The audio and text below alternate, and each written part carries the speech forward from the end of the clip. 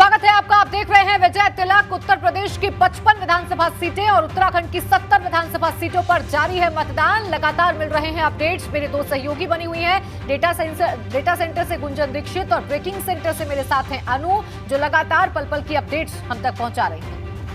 बिल्कुल, और एक बड़ी खबर का रुख कर लेते हैं शाहजहांपुर से, जहां 1 बजे तक का मतदान कितना हुआ है ये जल्दी से जान लीजिए। 35.34% मतदान शाहजहांपुर में दोपहर 1 बजे तक हुआ है। शाहजहांपुर जिले की 6 सीटों पर मतदान लगातार जारी है। 1 बजे तक का आंकड़ा क्या कहता है ये आपको बता रहे हैं। शाहजहांपुर जिले की 6 सीटों पर मतदान हो रहा है सुबह 7 बजे से ही, और ये आंकड़ा है। और सीधा रुख करेंगे गुंजन का।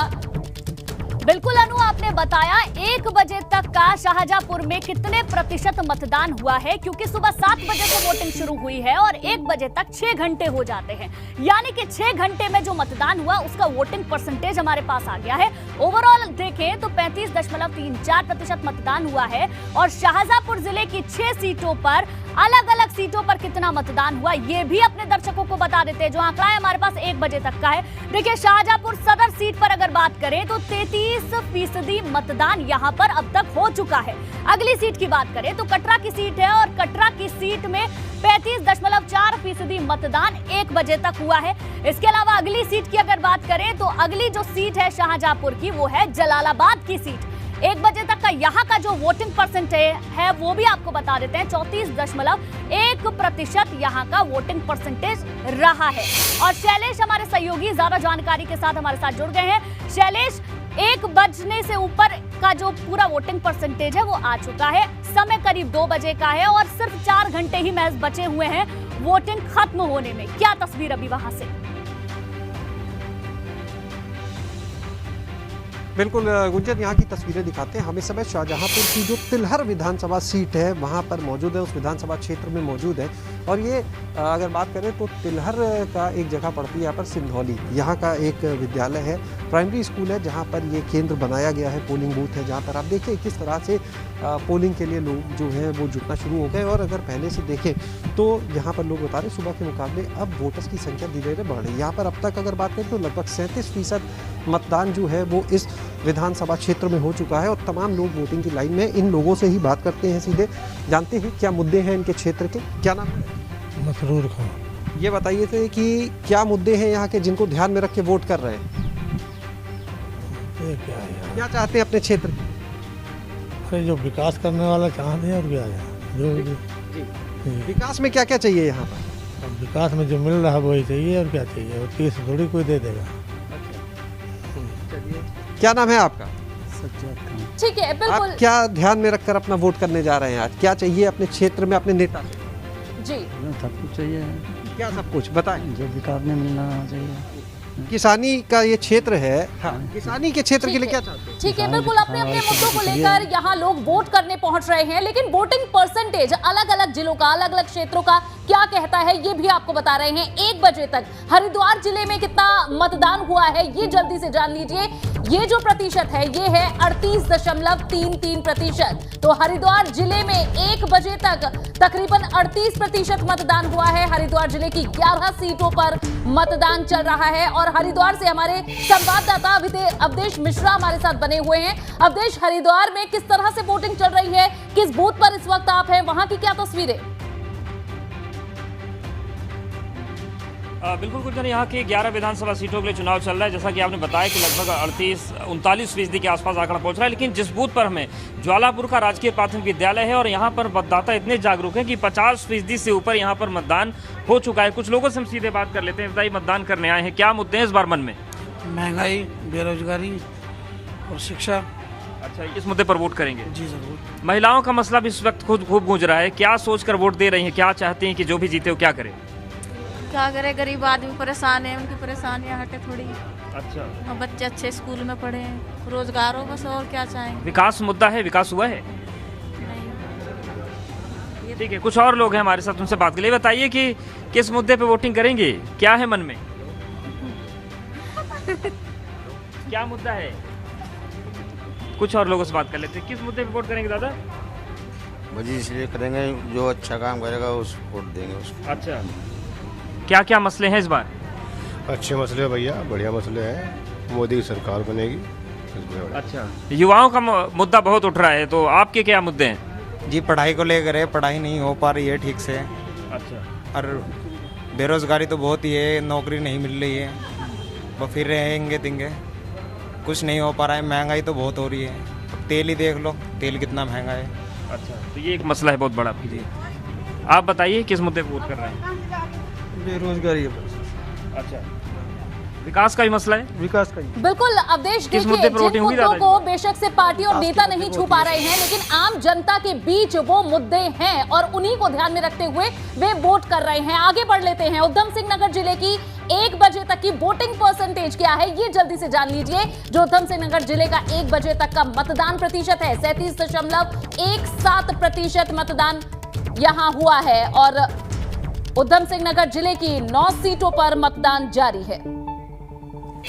बिल्कुल अनु, यह आपने बताया उधम सिंह नगर जिले में 9 सीटें हैं और उन 9 सीटों पर वोटिंग परसेंटेज 1 बजे तक का क्या है, क्योंकि उत्तराखंड में 8 बजे वोटिंग शुरू हुई है तो 5 घंटे का जो वोटिंग परसेंटेज है वो आ चुका है।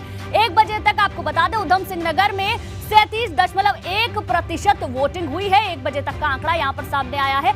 अगली सीट की अगर बात करें उधम सिंह नगर में, वो सीट के बारे में भी हम आपको बता दें, वो जो आंकड़ा है बाजपुर की सीट का है और 1 बजे तक यहां पर 32% वोटिंग हो चुकी है। वोटिंग परसेंटेज हम आपको 1 बजे तक बता रहे हैं, 5 घंटे का आंकड़ा, क्योंकि 1 बजे तक का ये पूरा आंकड़ा निकलकर सामने आया। गदरपुर सीट की बात करें तो यहां पर वोटिंग परसेंटेज जो है वो भी आपको हम बता दें, वो वोटिंग परसेंटेज वो भी हम आपको बताएंगे। लेकिन सहयोगी हमारे साथ जुड़ गए हैं, विनोद हमारे संवाददाता हमारे साथ जुड़ गए हैं। विनोद, उधम सिंह नगर में 5 घंटे का जो वोटिंग परसेंटेज है वो तो सामने आ चुका है, लेकिन अब क्या लोग और ज्यादा बाहर निकल रहे हैं? सुबह की अपेक्षा वहां पर अब ज्यादा लंबी लाइन है या फिर अब धीरे धीरे लोग कम हो रहे हैं? बिल्कुल गुंजन, देखिए सुबह की अपेक्षा अब लोगों की भीड़ यहाँ पर देखने को मिल रही है और ये बूथ नंबर 7 है, 7 पर लगातार अभी भी भीड़ जारी है। और ओवरऑल अगर बात करें तो पूरे उत्तराखंड में 35% अभी मतदान हो चुका है, जिसमें उधम सिंह नगर में 37% है और जिस बूथ पर मैं खड़ा हूँ अभी तक इस पर 40% मतदान हो चुका है। मैं तस्वीरें आपको दिखाऊं कि अभी भी मतदान जारी है और सुबह हालांकि कुछ लोगों की भीड़ कम थी, लेकिन अब लंबी भीड़ यहाँ पर लाइनें यहाँ लगी हुई है। लगातार लोगों की भीड़ यहाँ पर और बढ़ती जा रही है और एक रुझान है, क्योंकि लगातार हम सुबह से ही लोगों से बातचीत कर रहे हैं, जो लोग अपने मताधिकार का प्रयोग कर रहे हैं उनसे हमने बातचीत की है। महंगाई हो, बेरोजगारी हो, विकास के जो मुद्दे हैं वो उनके क्षेत्रों में नहीं हुए हैं। तमाम इन मुद्दों को लेकर वो वोट कर रहे हैं, बदलाव चाहते हैं। तमाम लोगों से बातचीत की है, आप तस्वीरें देख पा रहे हैं।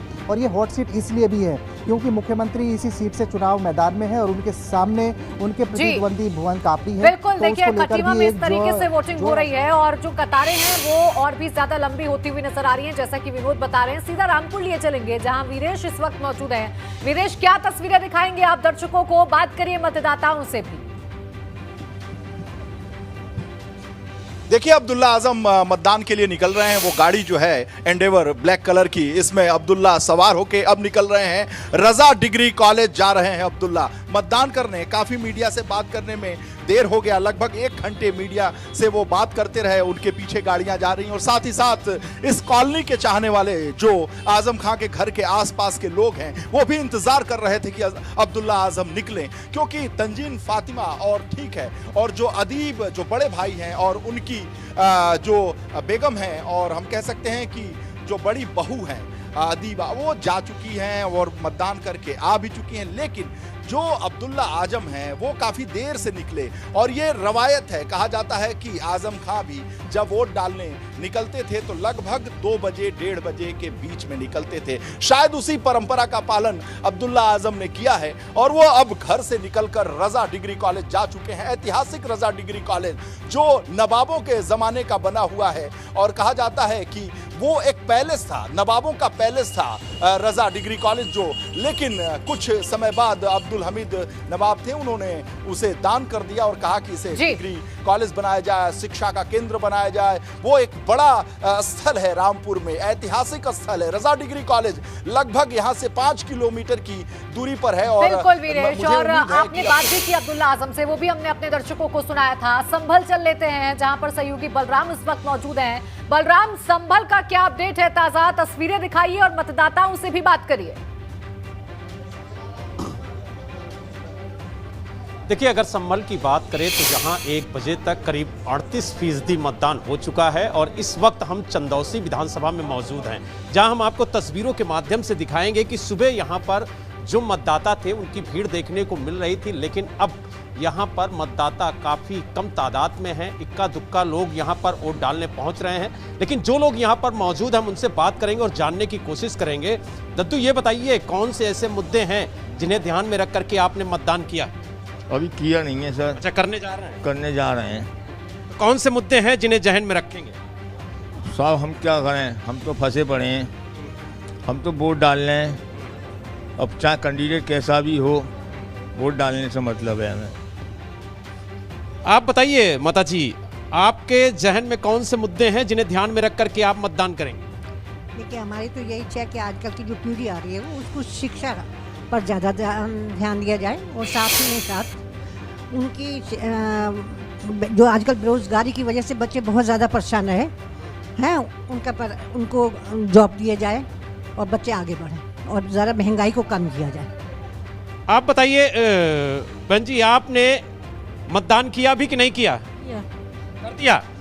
कौन से मुद्दे थे जिन्हें ध्यान में रख के आपने मतदान? लेडीज के उस पे। अच्छा, महिलाओं की सुरक्षा। माता जी आप बताइए, आपने वोटिंग की अभी कि नहीं की? जी, मैंने अभी तो नहीं की है, लेकिन अब करूंगी और बहुत सुरक्षा मिली है। बिल्कुल बिल्कुल बलराम, देखिए मतदाता कुछ वोटिंग करके निकल रहे हैं, कुछ वोट डालने जा रहे हैं और अपने जो मुद्दे हैं उन्हें भी साफ तौर पर रख रहे हैं, समझा रहे हैं कि किन मुद्दों को लेकर आज वो मतदान करने जा रहे हैं। स्वागत है आपका, आप देख रहे हैं बीपी गंगा। लगातार जारी है हमारी महा कवरेज। भाजपा के राज्यसभा सांसद अनिल बलूनी अपने पैतृक गाँव नकोट पहुंचे, जहाँ उन्होंने पौड़ी की सदर सीट पर अपना मतदान किया। इसके साथ ही बलूनी ने लोगों से मतदान जरूर करने की अपील भी की है। देखिए तस्वीरें हम आपको दिखा रहे हैं, नकोट गांव से अनिल बलूनी ने मतदान किया। ये हम चाहते हैं कि उत्तराखंड में लोग बड़ी संख्या में मतदान करें और एक नया उत्तराखंड, एक विकसित उत्तराखंड और उत्तराखंड के अंदर जितनी समस्याएं हैं उनके समाधान के लिए लोग भारी मात्रा में वोट डालें, यही हम लोगों का निवेदन है। और हरिद्वार ग्रामीण सीट से कांग्रेस ने अनुपमा रावत को प्रत्याशी बनाया है। बीपी गंगा से बातचीत में अनुपमा रावत ने जीत का दावा किया है। हरिद्वार ग्रामीण सीट की बात करें तो हॉट सीट मानी जा रही है और यहाँ पर स्वामी यतीश्वरानंद और अनुपमा रावत जी के बीच जंग है। अनुपमा जी, जिस तरीके से ये पूरा एक कैंपेन चल रहा है, किस तरीके की प्रतिक्रियाएं आपको मिल रही हैं और क्या लग रहा है कि अब क्या परिणाम आएगा? परिणाम जो है कांग्रेस के पक्ष में आएगा। कारण ये है कि भाजपा जो है डबल इंजन जो है इस राज्य में पूरी तरीके से फेल रहा। और हरिद्वार ग्रामीण की बात करूं तो हर घर में आज बेरोजगार है। एक हैंडपंप पे 20-20, 25-25 परिवार निर्भर कर रहे हैं, वो भी 10 साल जब भाजपा से यहाँ विधायक रहे और अभी वर्तमान में मंत्री भी हूँ। उसी तरीके से देखिए, कोई भी स्वास्थ्य की तरफ ध्यान नहीं दिया गया, ना ही एजुकेशन की तरफ देखा गया। कोई भी ऐसा कार्य नहीं किया जिससे जनता ये कहे कि हाँ ये कोई डेवलपमेंट का कार्य जो है बीजेपी के द्वारा हमारे विधानसभा में लाया गया। देखिए एक एक तस्वीर हम आप तक पहुंचा रहे हैं, तमाम प्रत्याशियों के दावे भी आपको सुनवा रहे हैं, क्योंकि प्रत्याशियों की तरफ से दावे किए जा रहे हैं अपनी अपनी जीत के। अब ये तय जनता को करना है और जनता ईवीएम में कैद भी कर रही है अपना फैसला। हमारे साथ लगातार हमारे सहयोगी बने हुए हैं ग्राउंड से, जो तमाम तस्वीरें हमको दिखा रहे हैं। सीधा हरिद्वार का हम रुख करेंगे, अवधेश मिश्रा वहां पर मौजूद हैं। अवधेश, तस्वीरें दिखाइए, लोगों से बात करिए और जानिए मतदाताओं का मूड। बिल्कुल, मतदाताओं को मूड बना हुआ है और जिस सेंटर पे है वहाँ पर मतदाता बहुत उत्साहित है। तो देखिए कुछ और लोग हमारे साथ जुड़ रहे हैं, उनसे हम बात कर लेते हैं कि किस तरीके से मतदान करने के लिए आए हैं। दादा बताइए कि क्या मुद्दा है इस बार, किस मुद्दे पर मतदान कर रहे हैं? विकास का मुद्दा और क्या? अच्छा, काम धाम लोग बाग बेकार फिर रहे हैं। अच्छा, काम रोजगार है नहीं, तो यही समस्या और क्या, इसी के ऊपर मुद्दे पर वोट दिया जाएगा। इसी मुद्दे पर वोट देंगे? बिल्कुल। आंटी ये बताइए कि किस मुद्दे पर वोट देंगे, क्या सोच के आई हैं? कांग्रेस। अच्छा, क्यों? कांग्रेस चला रहा पहले से हमारा। अच्छा भैया, क्या इस बार मुद्दे हैं आप लोगों के हरिद्वार के? विकास का ही मुद्दा है सर। अच्छा, और ये जो हिंदू मुस्लिम का ये नहीं होना चाहिए। अच्छा, क्या मसले हैं इस बार, किस मुद्दे पे चुनाव देंगे?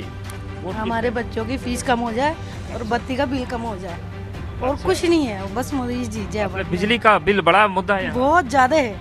अच्छा, ये गरीबी तो इतने दिखाई नहीं दे रही है, बस वोट दे के आ रहे हैं हम अपने पैसों से आ रहे हैं। ये क्या ये नहीं कर सकते कि कोई सहजता है हमारे लिए, क्योंकि हम खड़े हो रहे हैं लाइन में कि चलो कोई संसार में जीते, अच्छा फायदा हो जाए हमारे बच्चों के लिए। जल्दी से रूबरू कराएंगे जहां आज उत्तराखंड और उत्तर प्रदेश में दूसरे फेज की वोटिंग हो रही है। एक बड़ी खबर, उत्तराखंड में चुनाव के दौरान मतदान कर्मी को हार्ट अटैक आने की सूचना मिल रही है। ये एक जानकारी, एक खबर मिल रही है। उत्तराखंड में चुनाव के दौरान मतदान कर्मी को हार्ट अटैक आया है। भीमताल में मतदान कर्मी नवीन चंद्र जोशी को हार्ट अटैक आया है। मुख्य सड़क से 4 किलोमीटर की दूरी पर यह बूथ नंबर 47 है। डोली के जरिए अब बीमार मतदान कर्मी को ले जाया जा रहा है मुख्य सड़क तक। और चलिए, ये बड़ी खबरें आप तक पहुंचाते रहेंगे हमारे तमाम सहयोगी, ग्राउंड से लेकर स्टूडियो तक सभी हमारे साथ मौजूद हैं।